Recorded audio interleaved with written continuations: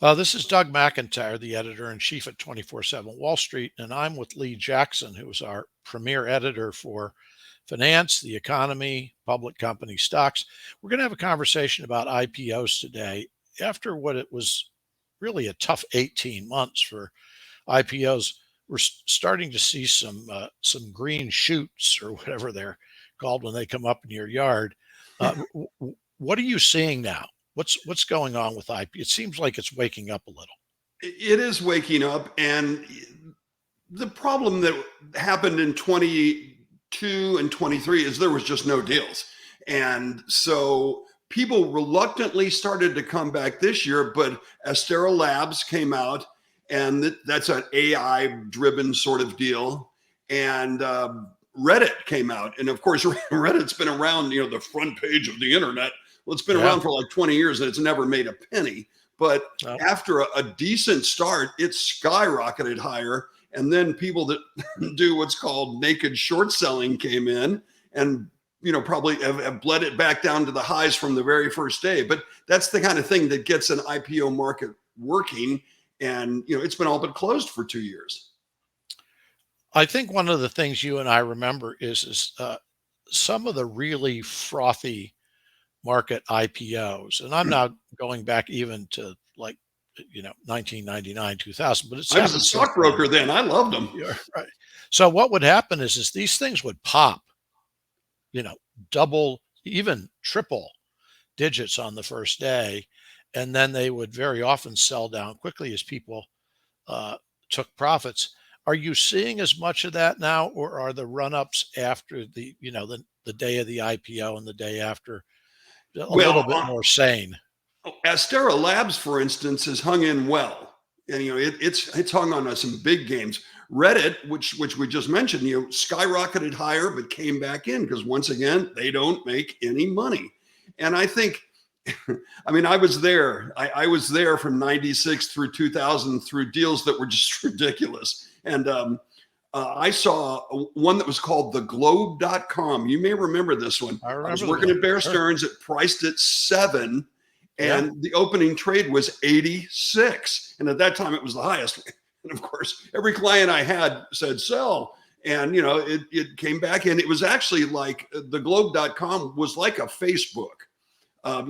People could talk with each other, if you remember.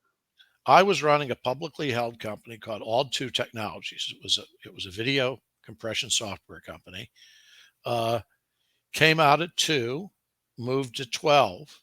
A year later, it was $1.10. Right.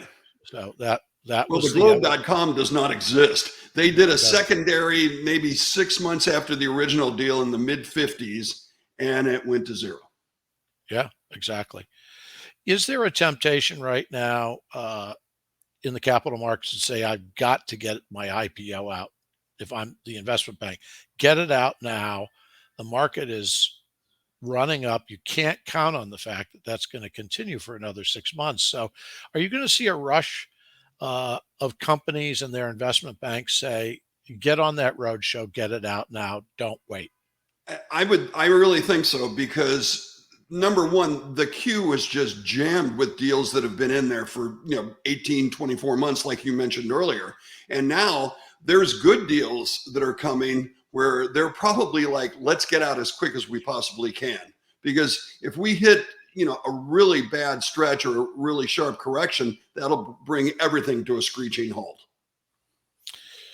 One of the things, and Reddit is a good example of this, is you're still in a market where an IPO does not have to be a company that's making money. There's still it helps. A temptation on the part, right? It does help, but you're still getting companies that come out. They're money losers. They're obviously raising money to stay around. But what's your view of that? For people who are investing, they look at an IPO, it's losing money. What should they look for? Well, there's a million metrics that bankers use to say, our cash flow is this, or, our enterprise value is this or that. I guess the main thing is I think Birkenstock was a good example, because it came out, the hippie shoe sandal company came out last fall, and it immediately, by the third or fourth day, was down $10. And then, so everybody was like, oh, wow, here we go again. And it rallied back and actually went above the IPO price, but it took it a while. So I think that you have to be very careful that if you're going to go with somebody that's either not making money or not making a lot of money, better make sure that product is in demand and will stay in demand. Yeah. Well, we will return to the IPO question in a few weeks. Particularly, you're going to have earnings. All the big companies will be out by the time we talk about this next. We will have seen a few more IPOs. We'll see how we'll report on them as well. See how the market reacts to those, and maybe just as importantly, you'll see whether anything disrupts the economy. It looks great right now, but you've got problems in the Middle East. There are a bunch of things sort of lurking right around the corner. Not to mention the election, Doug. You could see a bunch of stuff drag the market down. So, Lee, we'll revisit this soon. It's good to see you. Good to see you.